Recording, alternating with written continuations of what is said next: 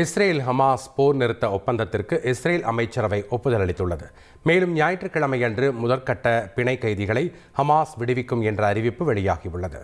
வியாழனன்று போர் நிறுத்த ஒப்பந்தத்திற்கு ஒப்புதல் அளிப்பதற்காக கூடிய இஸ்ரேல் அமைச்சரவை திடீரென முடிவிலிருந்து பின்வாங்கியதால் இஸ்ரேல் ஹமாஸ் போர் நிறுத்த ஒப்பந்தம் தொடர்பான இழுபறி நீடித்தது.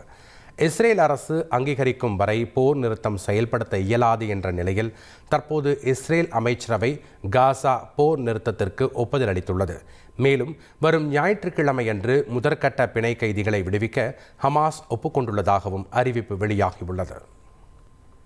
இஸ்ரேல் ஹமாஸ் இடையேயான போர் நிறுத்த உடன்படிக்கை அமலுக்கு வரவுள்ள நிலையில் முதல் கட்டமாக ஹமாஸ் தரப்பிலிருந்து பிணை கைதிகள் விடுதலை செய்யப்படுவர் என எதிர்பார்க்கப்படுகிறது.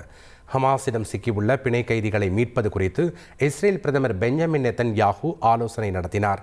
அப்போது பேசிய அவர் ஒப்பந்தப்படி வரும் 19ஆம் தேதி ஹமாஸ் தரப்பு பிணை கைதிகளை விடுதலை செய்வார்கள் என அறிவித்தார். செய்திகளை உடனுக்குடன் தெரிந்து கொள்ள உடனே சப்ஸ்கிரைப் பண்ணுங்க.